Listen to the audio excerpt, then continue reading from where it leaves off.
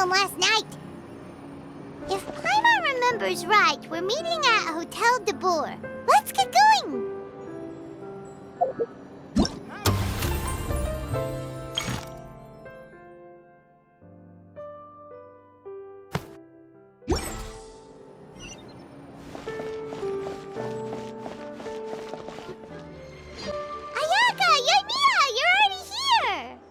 Good morning. Xavier said yesterday afternoon went well. Yeah, and how about you, Ayaka? What were you up to yesterday? After we split up, Ayato went to see Udex Nervillette at the Palais Marmonia. I was originally thinking of going with him, but he said he could manage it himself. He told me to go see the sights around Fontaine and to enjoy the local culture. So I rode the aqua bus with Yoimiya and visited the opera house on Aranias Island. Yeah, you wouldn't believe what we saw there! 2 mechanical puppets that were dancing together! You've already seen them, right?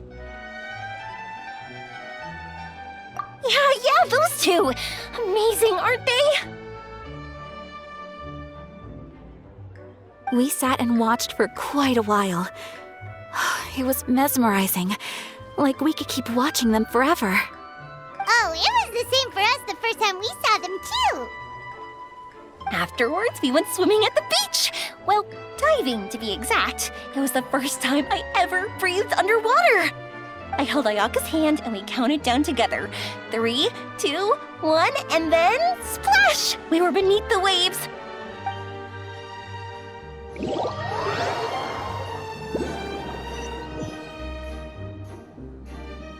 At first, I didn't dare to open my mouth. But once I couldn't hold my breath any longer, I decided to take a big breath in. Turns out the water wasn't as salty as I imagined. It didn't really taste like anything at all. Before I knew it, I was breathing like normal down there. It was an amazing feeling. Ayaka said I was too nervous and needed to loosen my grip. She got used to everything way faster than I did. I knew that the Traveler could do it, so I had no doubt we could do it too. That helped me feel at ease as soon as we dove in. The underwater world in Fontaine truly is beautiful. I love seeing the romaritime flowers blossoming underwater, like little candles lighting up the streets at night. Yeah, and there were so many creatures that we've never seen in Inazuma. Like those fish that shimmer like a sword blade. Whoosh! Oh, and those big fish that call when they see people. Ooh. Oh, you mean Hunter's Rays and Blubber Beasts. I just love the name Blubber Beast. Just wait till Pops and the others hear about this. They probably won't believe a word I say.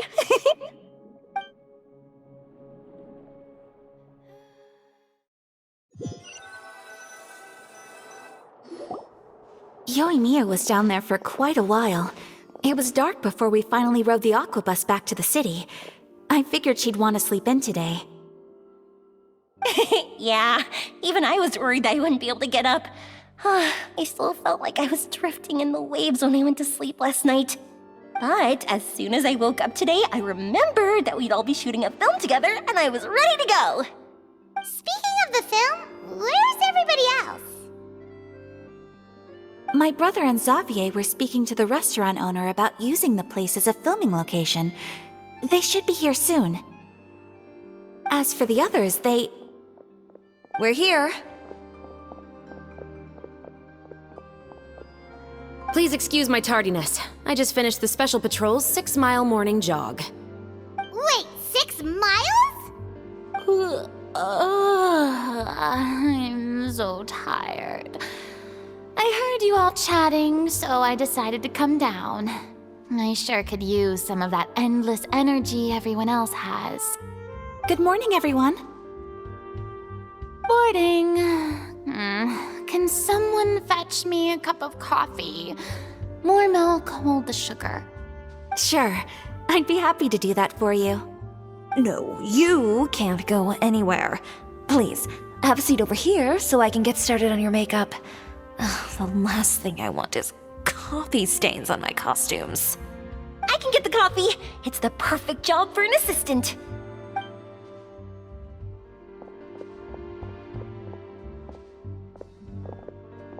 has so much energy. Seriously, what's her secret? Oh, your Mia's always like that. But you sure look exhausted, Farina. It's because you're not used to waking up so early, huh? Of course not.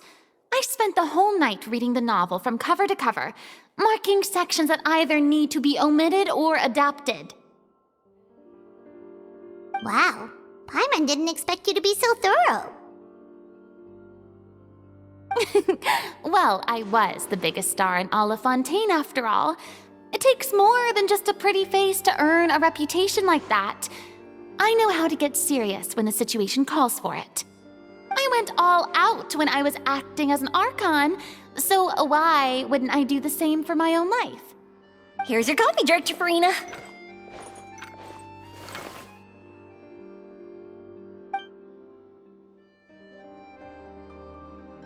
Oh, thank you. The sound of being called director and the aroma of coffee feels almost as refreshing as hearing the birds chirping in the morning. Ah, it seems everyone has managed to arrive on time. We've reached an agreement with the restaurant owner. We are free to use the second floor to shoot our film. Really? That's great! He is really looking forward to our film and hopes that providing his restaurant as a filming location will attract more customers. Well then, Mr. Xavier, I'll leave the rest to you. Okay, thanks. First, I'd like to introduce our new members. This is our prop manager, Veronique. She'll be in charge of all the film's props and items. And this is Bonneau, our lighting technician. He'll be in charge of lighting and illumination to set up each scene's atmosphere. Wow, sure feels like we have some real professionals joining the crew now. First of all, please allow me to first express my sincerest gratitude to everyone in the crew. When my investor informed me yesterday that he wouldn't be able to provide the funds, I really thought that this was the nail in the coffin for this film. I had no idea that I'd find so many people willing to help me on such short notice. Thank you. Thank you all from the bottom of my heart. No need to be so cordial, Mr. Xavier. We're all honored to be a part of this. Your works made a profound impression on me when I saw them back in Inazuma. I am sure that someday, this film will be remembered as a prime example of cultural exchange between Fontaine and Inazuma. Yes, the story is the reason I agreed to join. I can't bear to even imagine what this film would look like without the very best director. Anyway, I would like to make a promise to everyone that as the producer of this film, I'll do whatever I can to ensure that everything goes as smoothly as possible. This is not just my film. It also embodies the thoughts and feelings of every person here, as well as the endless effort we are about to pour into it. So, without further ado, the Two Musketeers will officially begin filming now! You may take it from here, Director Farina. All right, listen up, everyone.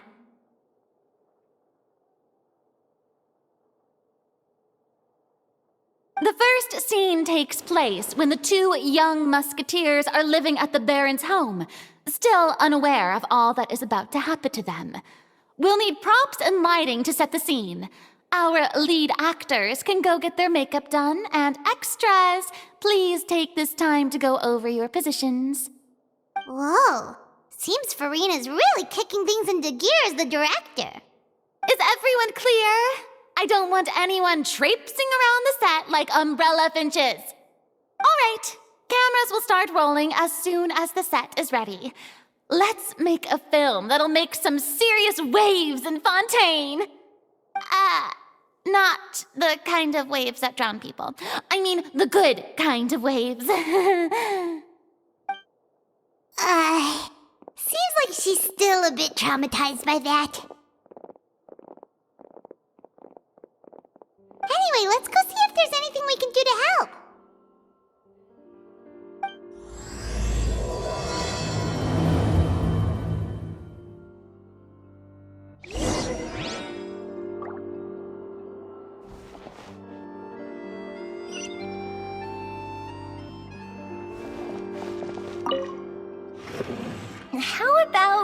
here. A little more to the left. You got it. Hey, Yoimiya, do you need a hand? No, I'm fine. You know, doing the lighting is kind of like designing a fireworks show. It's interesting to imagine what kind of atmosphere the lights will create. I heard that the Traveler will be operating the camera and Paimon will be the clapper loader, right? Those roles are just perfect for the two of you. Really? Is that because it'll be easy for Paimon to hold the clapperboard while flying? Well, sure, there's that, but that's not exactly what I meant. I just think that after all your journeys together, you two must have developed a super close bond and just naturally know how to work with each other. If I'm not mistaken, the director will want the cameras rolling as soon as the clapperboard goes clack. Oh, I see! It's amazing to see the magic behind filmmaking. Yoimiya, we need lights over there, too. Oh, on it! I've got to get back to work. Chat with you later. Oh, it's exciting to see so many people working together to bring the film to life. Seems like Yoimiya's really getting into it. But she was right. We do have a super close bond, don't we?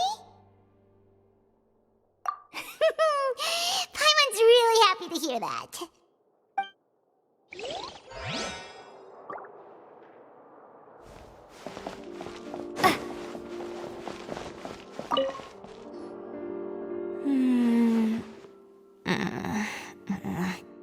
Ayaka has mentioned you to me before. She said that you two were great friends when you were kids. No talking. I'm thinking about how to do your eyeshadow. Ah, yes. To help me really look the part. To achieve a more young and naive look for this scene. Are you saying the wrinkles around my eyes are too deep? You just have too much of a calculating look in your eyes. You sure don't mince your words. It seems you really haven't changed much. Quiet.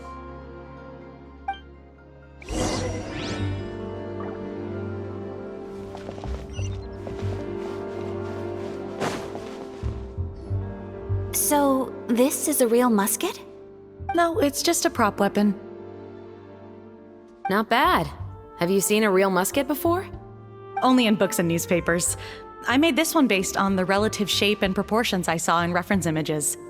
When we're filming, some special gunpowder will be applied around the muzzle, which will help create the flash and smoke effects of a real gun being fired. Which means it'll be up to the actors to portray the recoil. That's right. The sound effects for gunshots will also be added in post-production. Thank you, Veronique. I think I know where to start now. However, the musket's gears and firing pin could still use some work. Adding some wear on the metallic components will make them appear more realistic. Also, be sure to rub the muskets with some oil each time before we start shooting. That'll give the impression that the firearms have been well maintained. Good point. You seem to know a lot, Miss Chevres. I assume you use these types of firearms on a regular basis? Yes, I perform routine maintenance on my weapons every day. Just like we as people need to eat and sleep, muskets need to be cleaned and maintained. I also perform similar care for my sword every day, and familiarize myself with its shape and weight, to the point where it feels like a natural extension of my body. Yes, this way, our weapons will never betray us in the heat of battle. Yes, well said. It seems we have the same philosophy on this topic. Oh, sounds like they found a common interest to talk about. Though these props differ from the muskets I use, I can still give you some pointers. Good. I look forward to your instruction. First and foremost, never point the weapon at anyone, regardless of whether it's a real or prop weapon or whether you're holding it or it's on the table. This holds for any time when you're not actively engaging an enemy. Okay, understood. When aiming the musket, extend your arm so that it's level with your shoulder, and use your eye to look down the weapon's sights. Like this? Not bad. Now, try saying your lines. This is the end of the road for you. Good. Now turn your body a little. That way, you'll give your enemy less of a target to work with. And relax your shoulders. Here, allow me to demonstrate. This is the end of the road for you. Huh. Excuse me, Miss Chiori. Director Farina, there's something I wish to discuss with you. Oh? What is it? Like this? Yes, much better. What do you think? I do see your point. But are you sure you wish to do this? I believe it would be most fitting. Well, if you insist. All right, I understand. Miss Ayaka, Miss Chevres, could the two of you please come over here? Huh? What's going on? Are we gonna start filming now? Let's go see. What is it? I have a question for you, Miss Chevres. Would you be willing to play the role of a musketeer? What? To clarify, I would like to turn over my role to Miss Chevres. But brother... Don't worry, Ayaka. I actually view this as a good thing. I was becoming troubled trying to set aside some time to speak to the staff at the Palais Mermonia. I would like to have some conversations about the cultural exchange between our two countries, and I've heard that the bureaucratic process here can get rather complicated. Now, I will be able to focus on my work. Besides, you also know that I'm not really one for public performances. Are you really sure? From a director's point of view, I also felt like the relationship between the two musketeers in the original story could be improved. The older brother in the story plays the lead role with his overbearing character, but this causes his character to overshadow that of his sister, and the theme of the two supporting and relying on each other isn't conveyed very well. But if we were to change the siblings to two sisters of a similar age, then that aspect of the story might come through more clearly. Also, I've seen you instructing Ayaka. That cold and dignified personality is exactly what we need for the older musketeer. Of course, even with all these insights, the decision should still be made by Miss Chevres. Chevres mentioned that she really likes the story, right? Paimon bets that she'll take the role. All right, I'll take the role. Good. It's decided then. I'll get started on making edits to the script.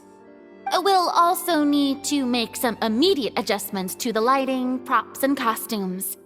I have a feeling that our adaptation will be even better than the original story. You're doing a great favor for me, Miss Chevres. You have my gratitude. Don't mention it. I like this character, so if anything, I should be the one thanking you. Well, since my brother is the one who brought up the idea, I suppose there's no need to worry. Let's go, Miss Chevres. I look forward to working with you. Please, just call me Chevres.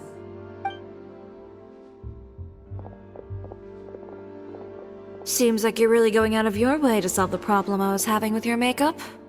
Surely you jest, Chiori. I assure you that I was mostly motivated by a desire to spend more time on formal business. Oh, come on. You really think I'd buy that? According to what I've heard from Ayaka, her brother is someone who can juggle 10 different matters at the same time. I'm sure you have other reasons for backing out. Perhaps. Ayaka always said she wanted to go out and see more of the world, just like the Traveler. But I feel that she needs not only to see other nations, but also to make some different kinds of friends. I think it would be harder for her to make new connections with me constantly by her side. I would like to give her some space. Alright, go on. Spoil her some more. Ayato! It's too bad you're stepping down from the role. Paimon really wanted to see you act as a musketeer.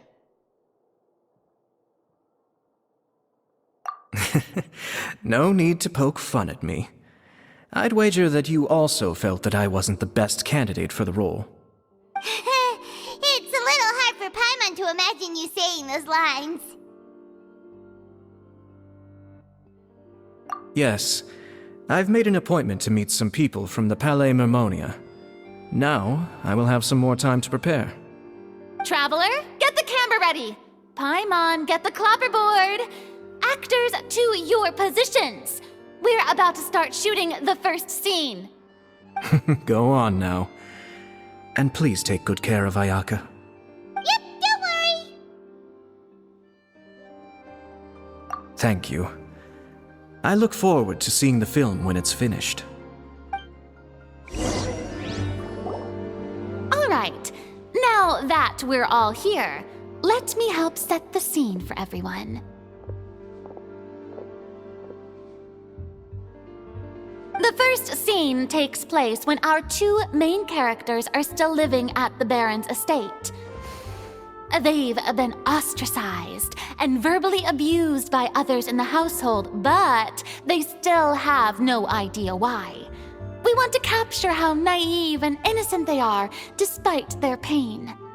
Chevres will be playing the role of the older sister, Tulip, and Ayaka will be the younger sister, Iris.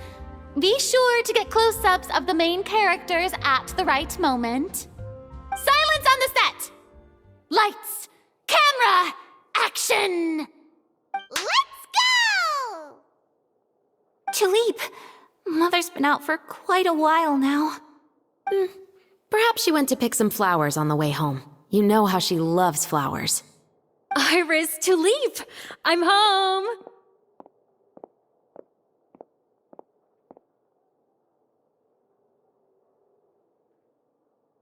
Mother! You were out for so long, we were beginning to worry about you. I'm sorry, but I'm back now, safe and sound. Here, I brought your favorite treat, apple turnovers. Mother, what are those bruises on your hand? Huh? What bruises? Oh, I must have bumped into something while I was working yesterday. But I didn't notice them this morning. Then perhaps they're from when I accidentally tripped when I was out just now. By the way, did you have fun playing at home? What's the matter, Iris?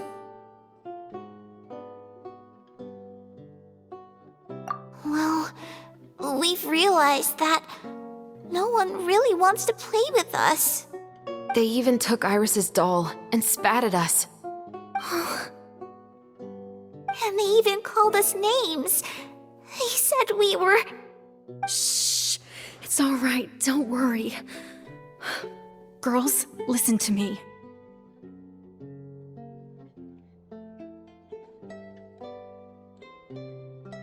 It doesn't matter what anyone says. Don't listen to them. No one can define you with such words. You both have wonderful lives ahead of you. Just like your names. You will both blossom like beautiful flowers. Maybe your time to blossom hasn't quite come yet, but one day, you two will bloom more beautifully than anything else. Don't let the soil you're in now ruin your future beauty. Understand? My dear daughters. And cut! Not bad. The actors' emotions were all on point. Let's keep that take. Also, if our clapper loader could avoid shouting at the start of the scene next time. Oh, got it. Great. I was a little worried that my nerves would get the better of me. What about you, Chevres? I felt fine. The lines weren't too difficult at all. Seems like Farina must have adapted the role nicely. You two were great. I couldn't tell it was your first time acting in a film. You should have more confidence. Thank you for your encouragement. Positions, everyone! We'll move on to the next scene after we try a few more camera angles.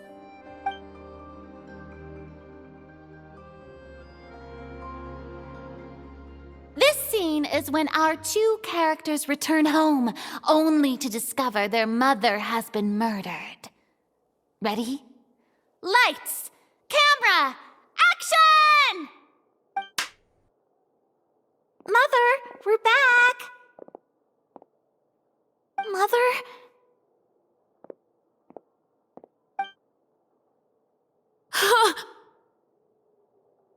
What's wrong, Tulip? Iris, stay away! Huh? Why? What's... Mother! Mother... She's...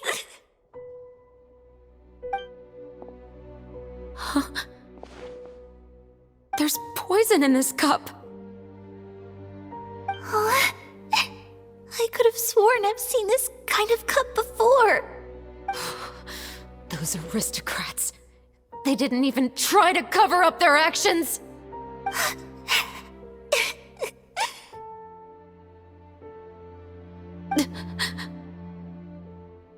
Iris, we need to leave this place.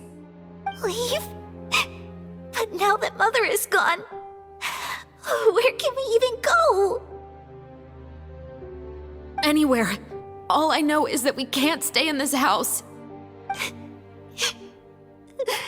But are we just going to let them get away with this?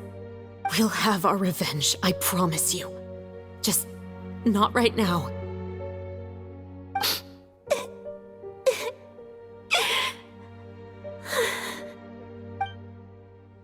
Come on, let's go. No, wait. We can't just leave Mother here like this. At least let me leave this rose with her. That's why we went out in the first place. To buy her this flower. All right. Goodbye, Mother. We'll avenge you. Someday.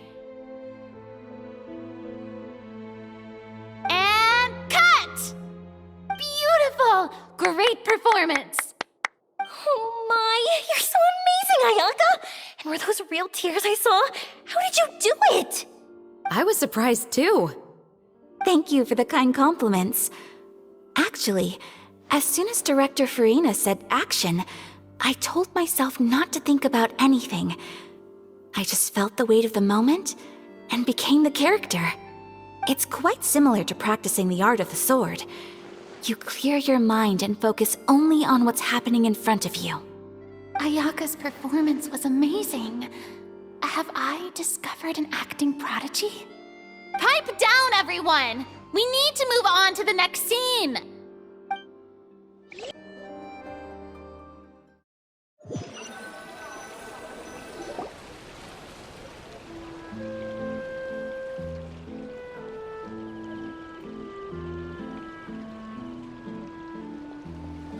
Huh? Are we done already? But Paimon wants to keep playing with the clapperboard. How do you feel, Traveler? Is your arm sore from holding the camera all day? Good work, you two. You too, Shivers. You were quite the actress today. I've read this novel many times before. I have a good grasp of my character's mindset. Anyway, do you remember my request from yesterday? Oh, right! We were having so much fun that Paimon nearly forgot! You have a case where the murders seem really similar to the cases in the novel, right? So, how are they similar exactly? In the story, the main characters grow up to become two musketeers, always using their guns to carry out their revenge. And on each of the victims, they place a rainbow rose as a signal that they've returned.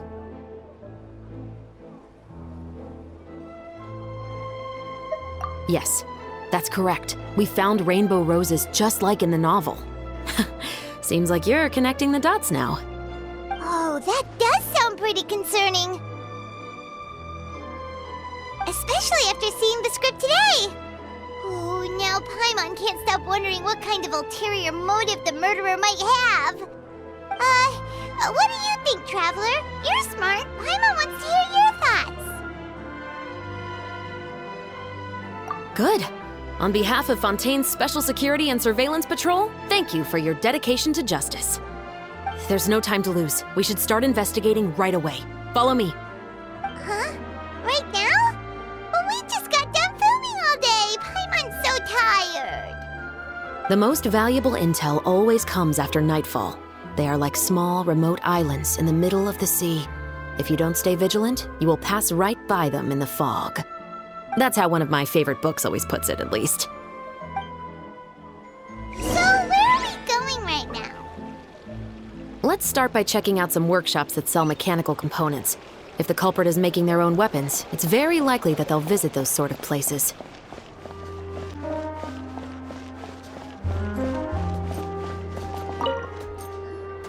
Welcome to Le Show's Clockwork Workshop. How can I help you? Hello. I'd like to know if anyone has purchased some special components lately.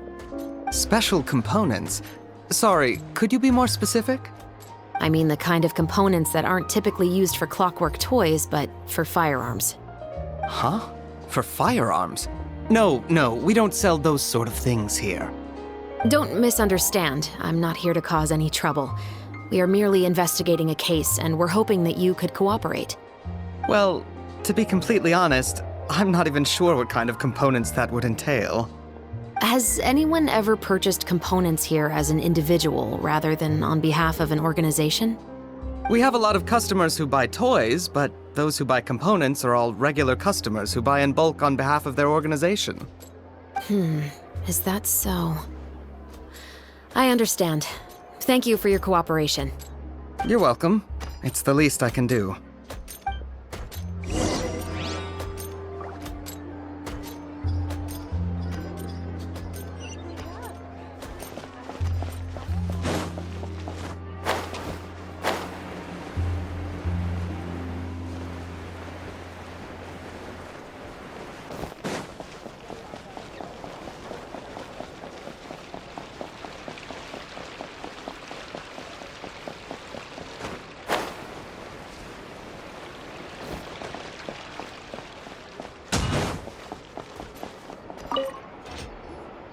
Oh, hey, Chevris.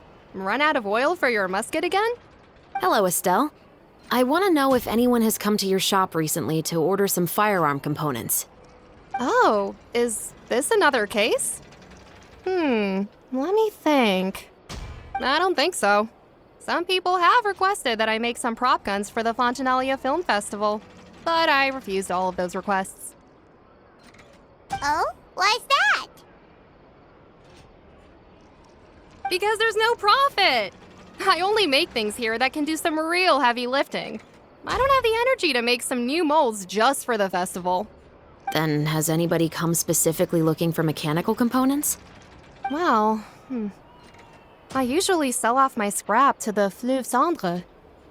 I don't typically give them to one specific person. I understand. Thanks for your cooperation. Don't mention it. Always happy to have the Musketeers' patronage. Seems like we haven't found any leads to go off yet. Yeah, unfortunately. All right, let's head to Fleuve Cendre next. Huh? Are you sure? People might not be so thrilled to see the captain of the special patrol there. You think so, huh? Then I guess you don't know. Huh? Know what? That I grew up in Fleuve Cendre.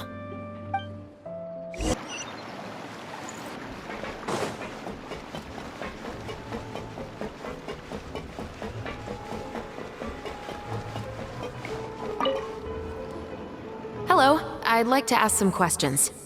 I don't know anything. Don't worry, I'm not here to arrest anybody. You say that now. It's the truth.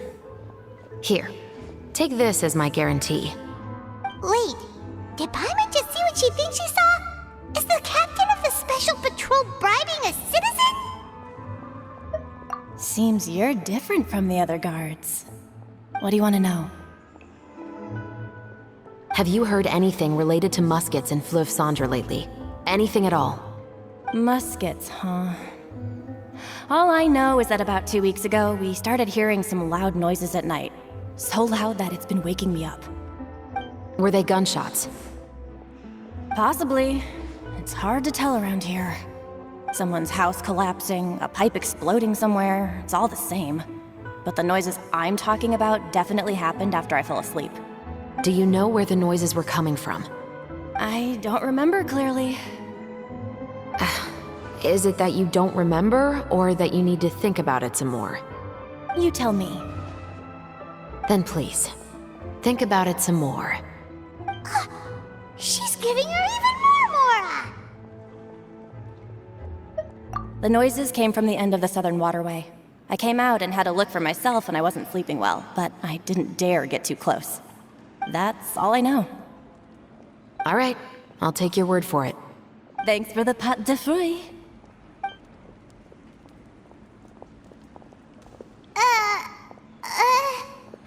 No need to be surprised. I grew up here, remember? I know how to get people around here to talk. My apologies, I'm all out of sweets. Though I do have some other tempting snacks in my custody. Fries, fried chicken, and even onion rings. But taking care of junk food is my responsibility. You're better off sticking to your normal, nutritious diet. Now then, let's keep going.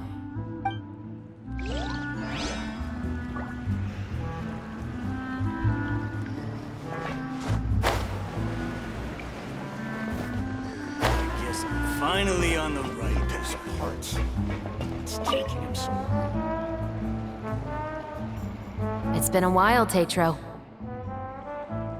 Please, just get on with your request. I want to know if you've heard anybody talking about muskets lately. Information isn't free, you know. I've heard that bandits have been extremely active in the countryside recently, and they've been affecting the delivery of goods to Poisson. I can allocate some more manpower to help out with that problem. What do you say? You're still as helpful as ever. One of our men got drunk at dinner about a month ago and lost his gun. 3 days later, it turned up in the corner here. What's weird about that? He just forgot where he put it, right? This is Fleuve Cendre, my friend. Anything of value left in the tavern won't ever make it to the next day. But that gun turned out to be an exception. It didn't get any new wear and tear on it, and didn't even appear to have been fired. We were quite mystified as to what could have happened. I suspect it came back because the weapon was already known to the guards. You mean, a criminal was afraid the Marechaussee Phantom would use the shot marks to track them down? Maybe.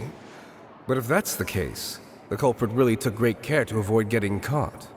I didn't say anything about a criminal. In Fleuve Cendre, knowing who was killed is as easy as knowing what clothes you're wearing today. It's the guy living in the east side, isn't it? I've never liked him. Every time he's here, he just orders a drink and sits there with a nasty look in his eyes. So, who was the one who lost the gun in the first place? Don't bother. Even if you ask, he wouldn't admit to owning a gun to some strangers. Not to mention the captain of the Special Security and Surveillance Patrol. He's right. I know you grew up here, Chevreuse. Even though you're on good terms with the Spina, you've still been gone too long. Not many people know you here now, and a lot of people don't like the Special Patrol. I know. So take my advice and don't show your face too much around here. It's for your own safety. I'll come and go as I please, and I'm afraid I'll be appearing more often due to my work. All right. Don't say I didn't warn you.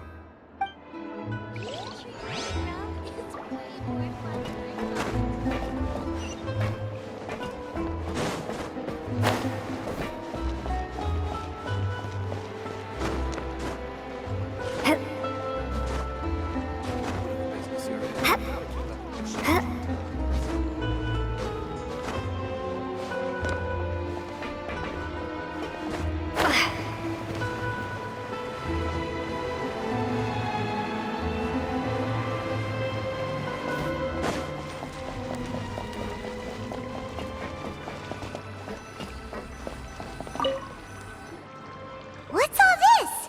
Some broken planks and barrels, as well as some liquor bottles? Yes, but have a closer look, Paimon. Even though somebody has purposefully tried to clean them up, these are obviously marks from musket bullets. In other words, someone was here trying to improve their shot. They were using the barrels and bottles for target practice. Could it have been the killer? Your guess is as good as mine. Although many people at Fleuve Cendres own guns, few hide the fact from others. And even fewer would go to such lengths to hide markings from practice shots. Anyway, let's go. There might be more to this.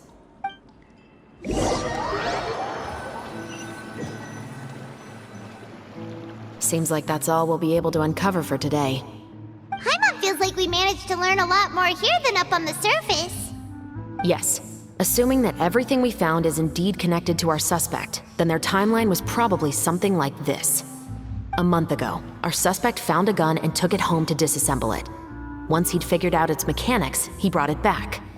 In the following weeks, he used some parts to create his own makeshift musket, and took it to the Fleuve Cendres for target practice. Then, a few days ago, he found his target and carried out the murder. Once the deed was done, he left a rainbow rose on the body, just like the scene in the novel. That all makes sense to Paimon, but we're still no closer to figuring out the killer's identity! The deceased was a resident of Fleuve Cendres. It's said that he was a poor, solitary man. Yeah, that's also something I'm trying to figure out. If we are indeed following the novel, and there's a story behind the murder, then this murder should be an act of vengeance. But according to our investigation, the deceased didn't have any enemies. He was no saint, but no one's heard of a rival who hated him enough to shoot him dead, much less care to leave a rose on his body. What message is the killer trying to convey, and to whom exactly? We've thoroughly investigated that possibility. He claims to have spent the whole day at the Opera House on the day of the murder, and the staff there have confirmed his account. Okay, so he has an alibi. Not only that, he lacks a credible motive as well. He has a family of his own, and both of his parents are still alive. I've looked into his records. He was adopted at the age of 6, and all the proper procedures were followed. There are also records of him at an orphanage before then. In the story, the mother of the 2 musketeers was murdered after the children turned 10. Of course, he could have changed the children's ages, but I don't want to assume anything without evidence. More importantly, I've also had a chat with him in person. He didn't seem like the kind of person who would pull the trigger to kill a man. Then, what should we do now? We have all this new information, but it doesn't help us move forward. Investigations take time. I didn't expect us to catch the culprit in just a single day. How about this? Let's spend the next few days filming with the crew. We can continue the investigation once we're done with the film. I'm sure that given time, new leads will present themselves. Wait, but weren't you saying Intel is like small, remote islands in the middle of the sea just a moment ago? Wouldn't you just miss them if you were to stop looking? Ah, but the book had more than one reference to the islands, Paimon. Oh? What else did it say then? As long as you spend enough time sailing through the fog, you'll eventually come across an island.